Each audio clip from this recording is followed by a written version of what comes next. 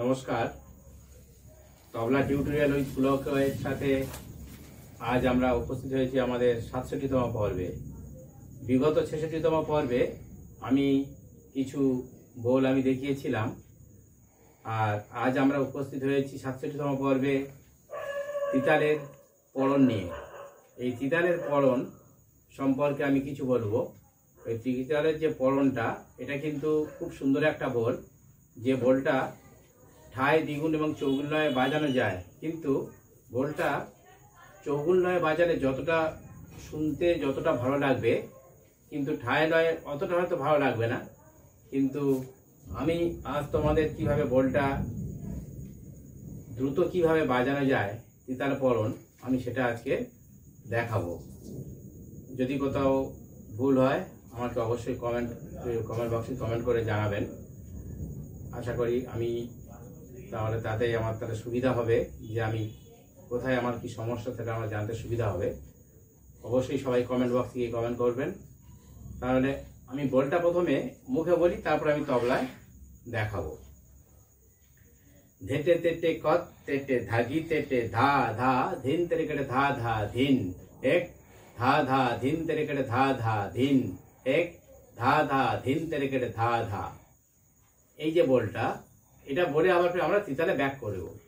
কিন্তু বোলটা আমি একবার না বাজিয়ে আমি বেশ কয়েকবার বোলটাকে আমি বাজাচ্ছি, এবং দ্রুত গতিতেই আমি বাজাবো।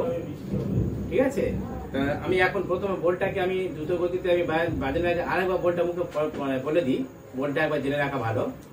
ধেটে তেটে কত তেটে ধাগি তেটে ধা ধা ধিন তেরে কেটে ধা ধা ধিন এক ধা ধা ধিন তেরে কেটে ধা ধা ধিন এক ধা ধা ধিন তেরে কেটে ধা ধা ধিন।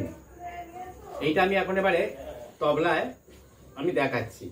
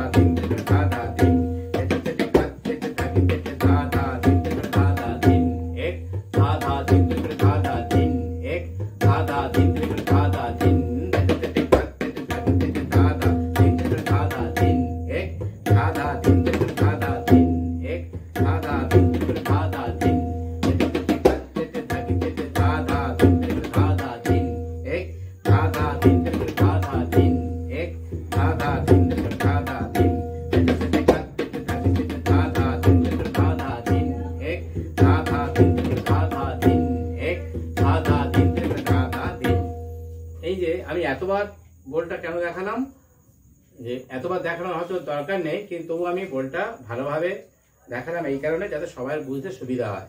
এবং এটা ঠাই লয়েও বাজানো যায়, ঠাই দ্বিগুণ বাজানো অবশ্যই যায়, কিন্তু এটা শুনতে বেশি ভালো লাগবে।